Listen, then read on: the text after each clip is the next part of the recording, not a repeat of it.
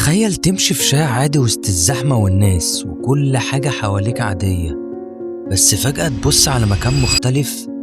يمكن ده قصر مهجور أو بيت شكله عادي، لكن المكان ده كان بيت واحد من أقوى رجالة المماليك، قصر الملك طوس. مكان مخبي وراه قصص محدش يعرفها، وناس كتير حواليه بيسمعوا أصوات غريبة مش واضحة، وكل اللي دخل حس بحاجة مش طبيعية. القصر ده اسمه قصر طوز، او زي ما بيقولوا عليه قصر الامير طوز. بس قبل ما اقول لك مين الامير طوز دوت، خليني احكي لك على حاجه اغرب. الامير طوز كان واحد من اقوى رجاله الدوله ايام المماليك. بدا حياته مملوك، يعني عبد بيشتغل في الجيش، لكن كان شاطر ذكي وعنده طموح. ومع الوقت بقى قائد الجيش، وبقى من اقرب الناس للسلطان الناصر محمد بن قلاوون. ومن كتر نفوذه فكر ان هو يبني القصر ده في سنة 1352 ميلاديا. بس هو ما بناهوش عشان يعيش فيه بس، هو بناه عشان يثبت ان هو قوي وجامد. القصر ده اتبنى في القرن ال14، يعني من ايام المماليك. وطاز ما كانش امير عادي، ده كان سايق خيل في الاول، يعني كان سواق خيل زي ما بيقولوا عليها بالبلدي كده. وفضل يترقى لحد ما بقى واحد من اقوى رجاله في عصره. المكان عبارة عن ساحة مفتوحة ضخمة كبيرة في النص، اللي انا واقف فيها حاليا دي.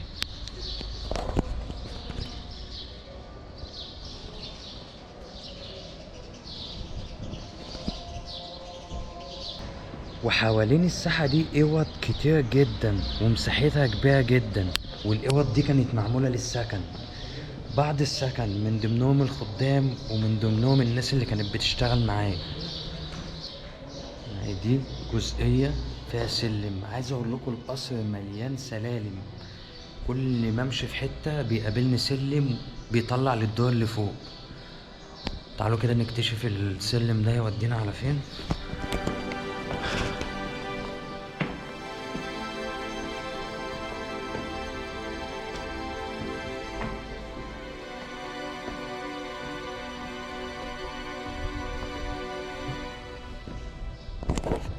عايز اقول لكم السلم بيطلع على دورين تاني، مش دور واحد.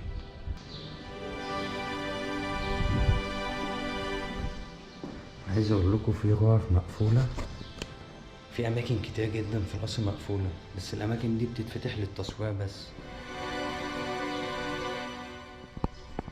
شايفين الجزئيه دي عامله ازاي؟ دي تقريبا زي حوض ميه كده، لان انا اعرف ان في القصر هنا كانوا عاملين حوض سمك كبير جدا، كانوا عاملينه في الارض زي حمام السباحه كده.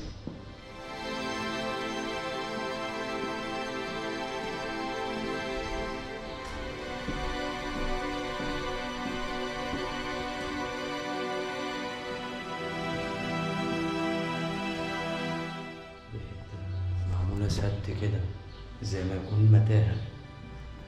يعني أنا قلت عليها غرفة جوه، بس هي حيطة سد عاملينها زي نظام متاهة كده. عايز أقول لكم القصر مساحته كبيرة جدا، مساحته مهولة.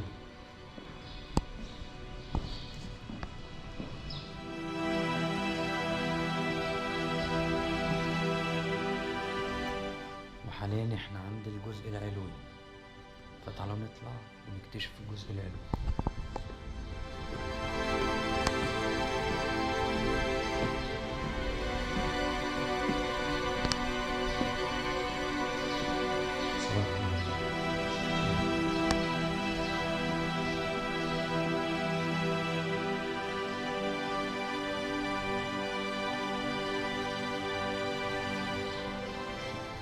يعني شايفين حجم الشباك لوحده؟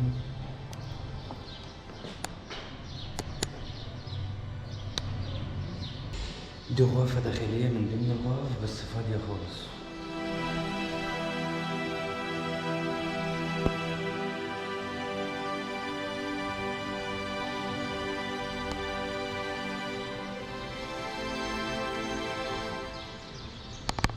دي ساحة كبيرة جدا من ساحة القصر، تعالوا كده نكتشفها.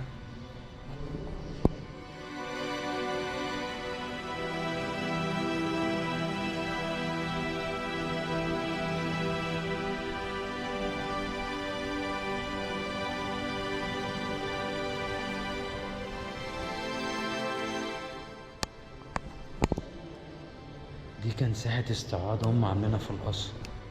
شايفين النجفة اصلا لوحدها حجمها قد ايه،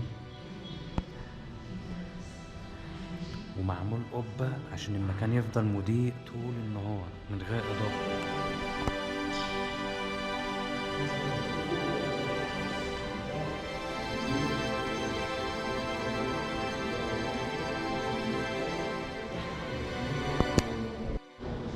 ودي بقى غرفة من ضمن الغرف الداخلية اللي موجودة من الساحة من هنا.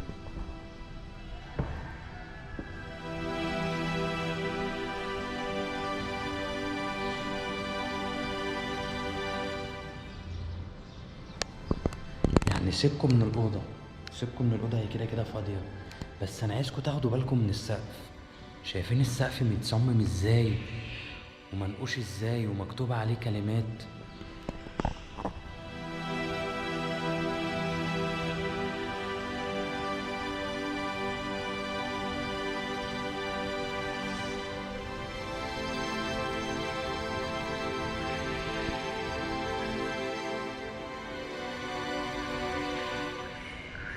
في كتب بتحكي ان السلطان ما كانش راضي على بنى القصر، يعني ما كانش راضي ان القصر ده يتبني، بس طاس كان قوي لدرجة ان هو بنى القصر بالعافية، يعني زي عندنا كده عملها بالعافية بدون ترخيص وبدون اي حاجة، لان هو كان قوي جدا في الوقت بتاعه.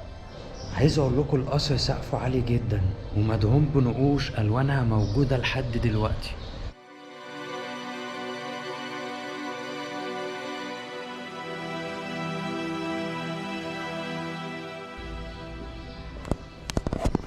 دي جزئية معمولة زي ديكور كده اللي هو كان بيتحط فيها مية، اللي هي بيسموها نافورة عندنا في العصر الحديث. عايز اقول لكم ان القصر هنا جوه القاهرة وفي قلب مصر القديمة، لكن اول ما بتدخل القصر جوه بتحس ان انت انتقلت لزمن تاني، بتحس انك رجعت 600 سنة لورا، لا وكمان بتحس انك ساب العالم كله وراك. عايز اقول لكم انا دلوقتي طالع السلم بتاع القصر، تمام. عايز اقول لكم ان الناس كتير بتقول ان القصر مسكون وبتطلع اصوات بالليل. القصر ده رغم الجمال ده كله بس اتساب فترات من السنين مهجور، مقفول خالص، محدش بيدخله.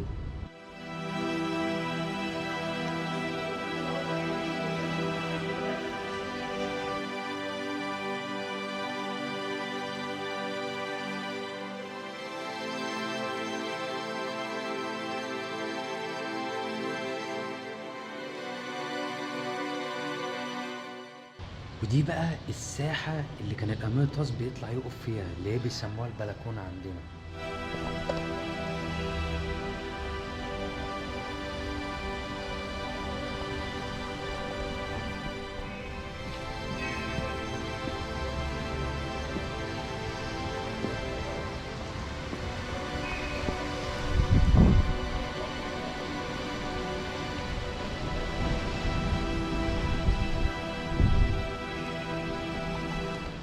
ودي كاشفة ساحة القصر كله من تحت، ومعمولة بتصميم عظمة، معمولة بفن.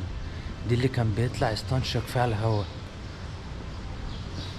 عايز اقول لكم في قصة القصر ناس كتير حوالين القصر بيقولوا ان القصر ده مسكون وبيطلع منه اصوات بالليل، وان في ناس دخلت تصور جوه وخرجوا من غير ما يكملوا تصوير ولا بيتكلموا. بس انا حاليا موجود في قلب القصر زي ما انتوا شايفين اهو. انا هقول لكم حاجه تانية، القصر ده رغم الجمال بتاعه الفظيع وحجمه ان اتساب فترات مقفول مهجور، وعشان كده المكان اتهجر. والطبيعي ان احنا عارفين ان اي مكان بيتساب مقفول بيتعجر. وفي وقت استغلوا القصر كمدرسه للبنات، وفتره تانية اتحول لسكن لناس من العامه، يعني حرفيا ناس كانت عايشه هنا في مكان الامراء. شايفين بقى الجزئيه دي؟ ودي الجزئيه اللي كانوا عاملينها حمام سباحه اللي انا حكيت لكم عليها. ده كان حمام سباحة بتاع الأمير طوز، كان زمان هو الوحيد اللي عامل حمام سباحة في القصر بتاعه. بس بصوا دلوقتي عامل ازاي.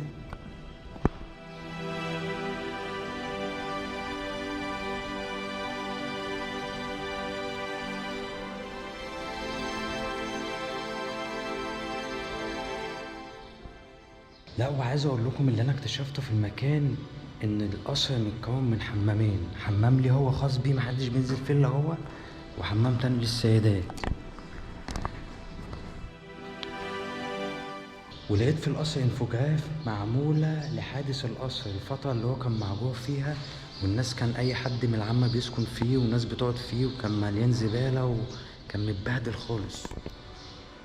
فهم عاملين انفوجراف موثقين فيه كل حالات القصر في الفترة دي. دي الفترة لما عمموا فيها، دي الفترة لما كان مليان زبالة ومتبهدل. شايفين؟ في ناس كانوا عاملينه مخزن اصلا.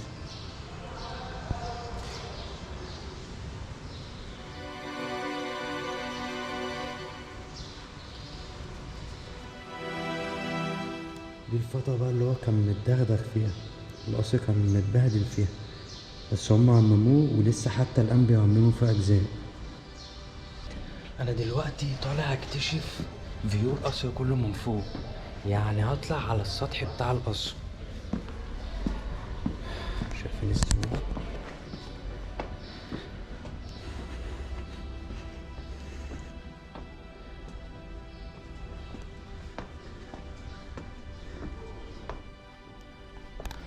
ربنا يستر السلم ما يكونش فيه أي مشكلة.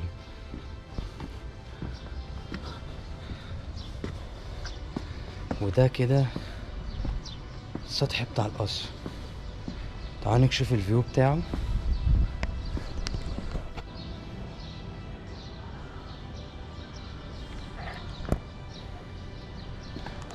سطح القصر كاشف جزء كبير جدا من القاهرة.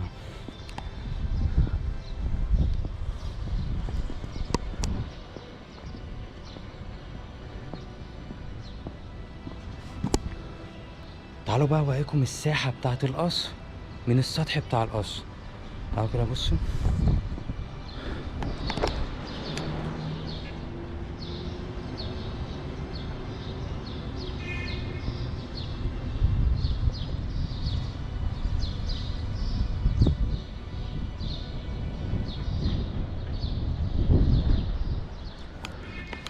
بس هو ده الفيو بتاع القصر من فوق، بس انا حبيت اكشف لكم القصر كله وكل الاجزاء اللي فيه عشان ما ابقاش فوتت حاجه ما استكشفناهاش.